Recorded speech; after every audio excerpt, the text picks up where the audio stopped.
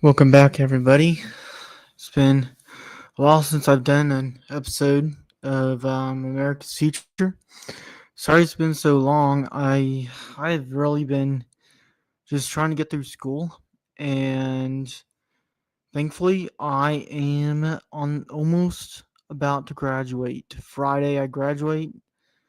I took my last exam today, and I think I did pretty good. So feels good, pretty good to be done. Just packing up my stuff now. I'm in a dorm room, and I'll be moved out Saturday.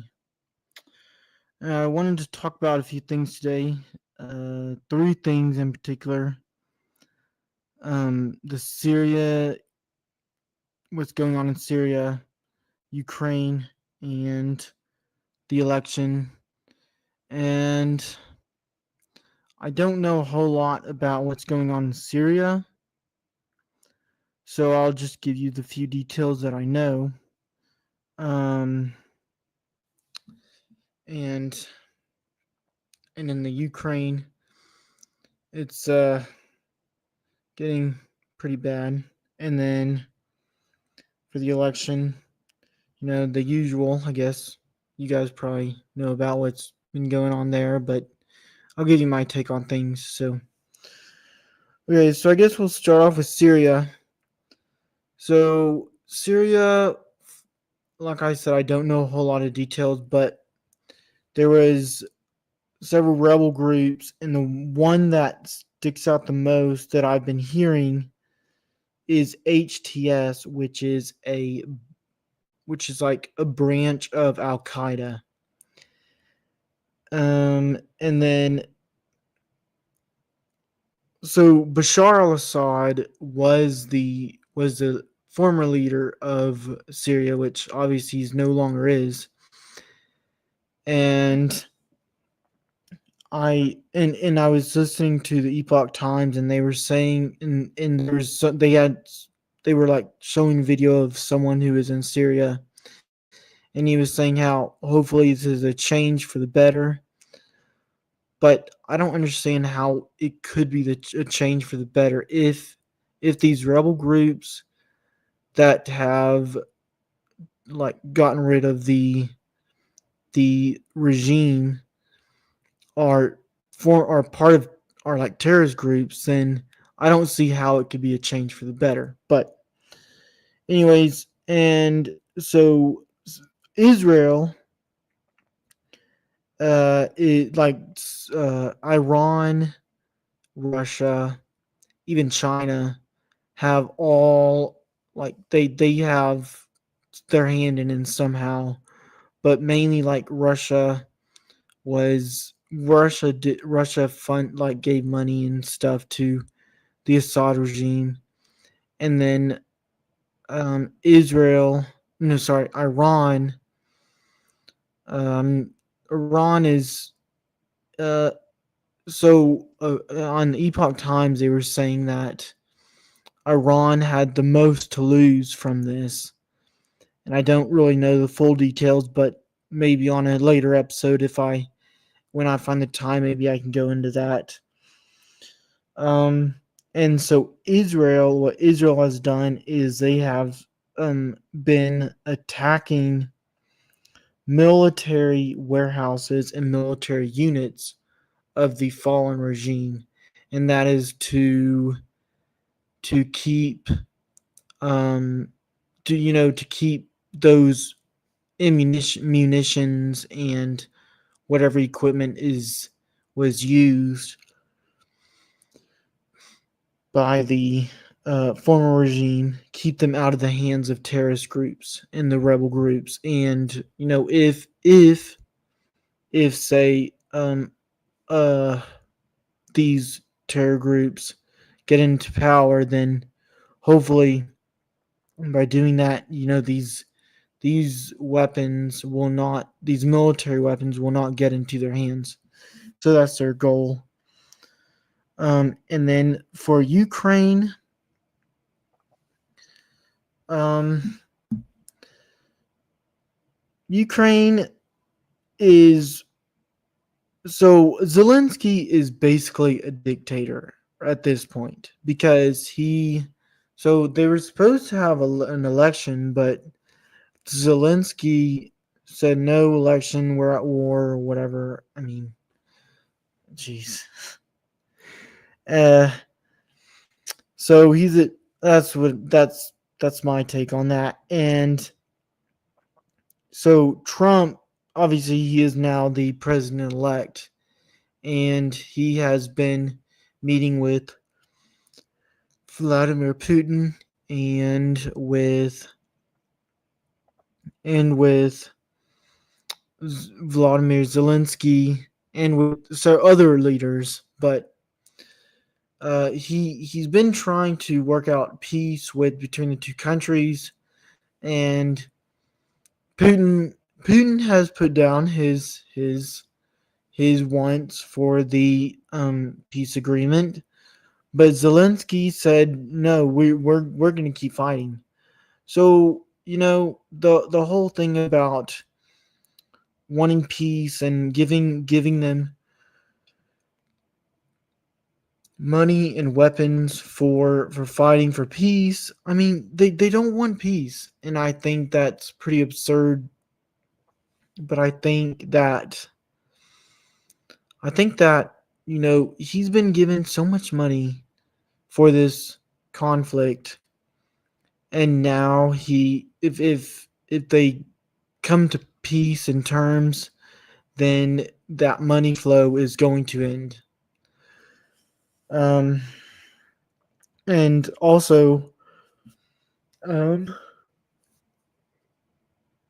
Romania, which is a NATO country, has sent troops, which I don't know how long they have had troops in Ukraine, but they've sent troops to Ukraine to they've sent troops to Ukraine to help fight the Russian soldiers. And the problem with that is if Russia decides to attack Romania, then that means that all NATO countries will go to war and defend Romania, because that's basically what the NATO agreement is. So that's a major problem, because that could possibly be World War III, because uh, Russia is a nuclear power. So is the United States. Um, and what else? Is there anything else there? Oh yeah, so Trump, since he is the president elect, he's been working with Mike Johnson, Speaker Mike Johnson from the House of Representatives, and he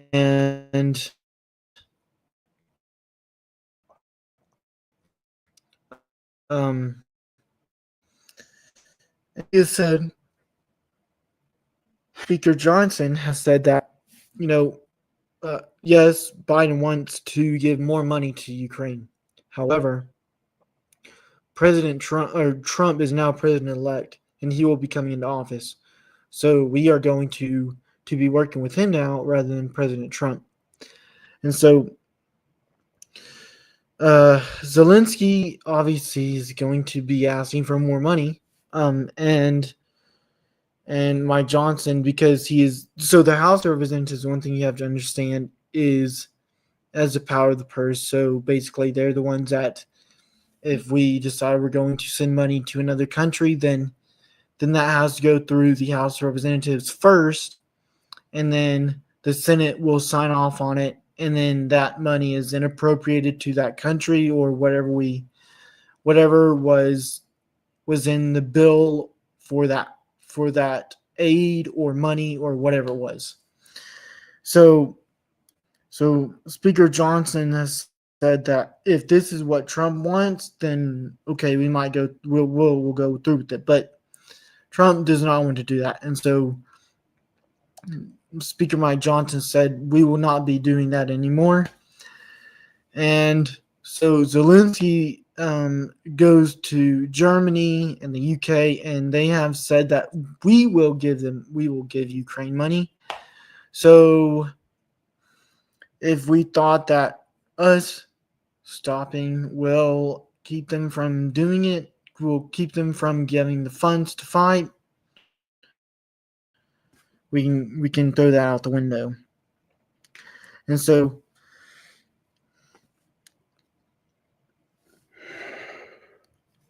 that is what I have on that. And then the election. So obviously we have Donald Trump as the president elect, and um,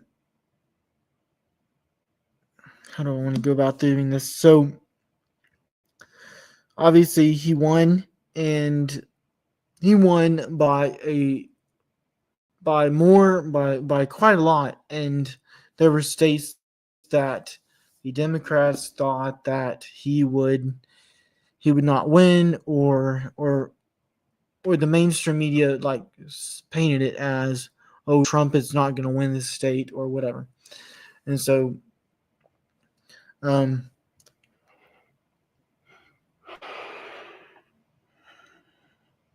so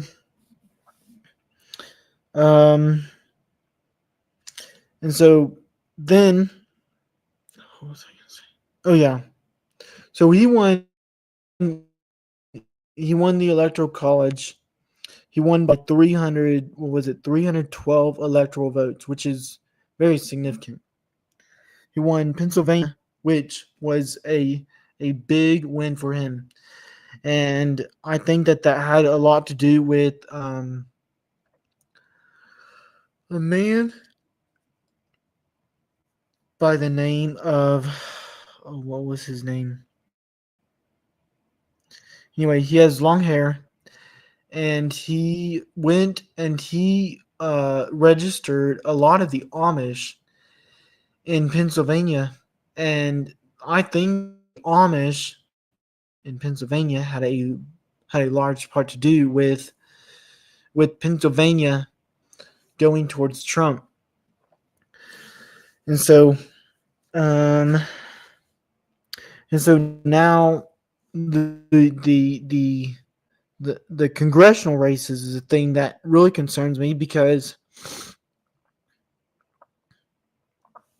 you see what happened in the congressional races um was basically, on election night, we had people that were projected to win, and then so this is going on in California. Okay, so we can understand why this is happening, but in California, there were several races that the Republican was winning, and they were still counting votes with in the last like two or 3 days from today. They were still counting votes.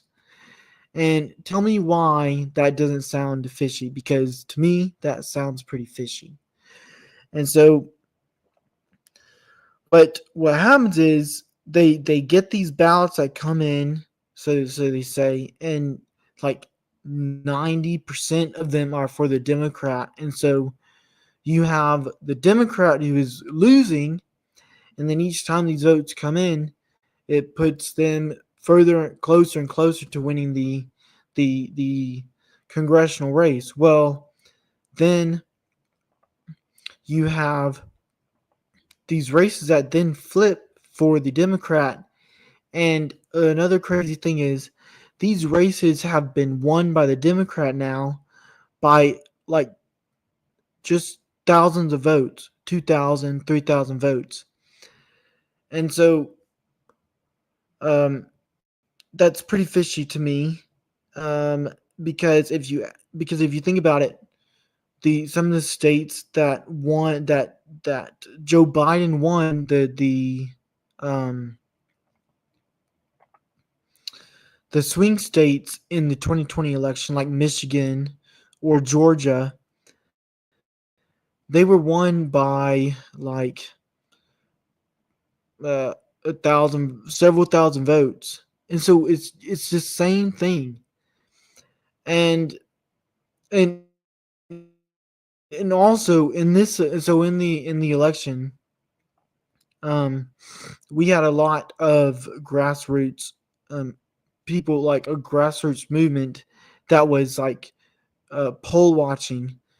And one thing, I want to give a shout out to Steven Crowder, because I watched his election coverage on election night, and they were talking about how, in states like Michigan or in Pennsylvania, or the states that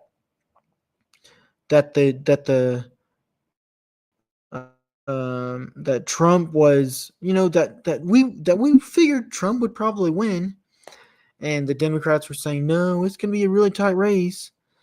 And they were saying that because they knew there was going to be some shenanigans that were going on, that were going to happen. But you know, Steven Crowder and a bunch of other people that did election coverage, they all had a team that were out in the field, doing a poll watching, and under people who were undercover, and so when these vans that would come in with these ballots that were, all some from what I understand, some of them were like only voted for, the only had a presidential vote, would come in, and they would have like a van full of these ballots that were Republican. And so then they would the Kamala would have won that state. And so when that the vehicle would pull up with the ballots, they would pull up and they would start to get these ballots out. And then the people that were there watching, they saw them, and the people that were pulling out these ballots were like, oh, we've been caught red-handed, we can't do this because now we've been seen. And so then those states did not flip like they did in 2020, because Trump was winning in 2020. And then of course we have like the in Michigan, or maybe it was Georgia, but we have, they shut down the polls because there was a water pipe burst or something like that. Or like in this election, there was, they said, oh, there's a bomb threat. And I was listening to someone who was talking on the show today, who was talking about how, you know for this bomb threat, then they shut off the cameras. Well, why would you shut off the cameras when there's a bomb threat? Wouldn't you want the cameras to be on so you can see what's going on? So I mean, there's a lot of things that are really fishy. And so, like, when we're counting votes, like, weeks or days after the election, there's something wrong there, and I don't think that should be happening. And I mean, like, maybe if we're counting votes for a day after, maybe that's understandable. But like Florida, which is now a conservative state, a red state, some people call it, was done counting in one in on election day. So I mean, these Democrat states, which were counting for congressional races like weeks after the election. I mean, that's pretty absurd if you ask me. So, and then I think on a final note, I'll end on this. I think Donald Trump, his picks, most of his picks for his cabinet are pretty good. I think. There have been a few that I thought have been pretty questionable, but I think a lot of them are pretty good. Like Pete Hegseth, who is for Department of Defense, or Tulsi Gabbard for Director of National Intelligence, or Kash Patel for FBI director. Though I mean those are really good picks, I think. That's my personal opinion, so you can take it for what it's worth.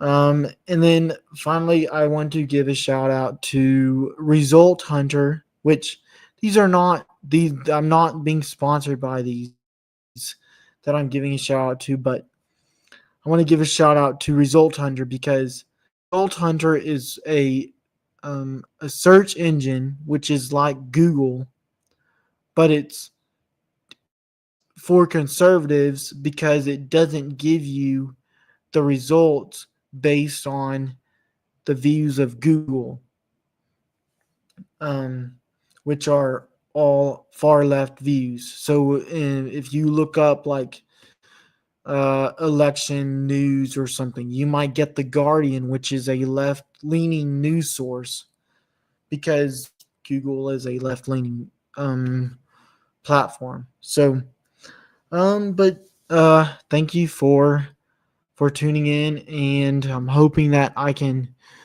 continue to do my podcast when I am in Arlington, Virginia for my internship. I'll be going there January 2nd. I'll be flying. Well, maybe I shouldn't say that. Anyways, I will be going to Arlington, Virginia for an internship, and um and hopefully I can continue to do my podcast there. But thank you guys for tuning in, and I hope that this was helpful.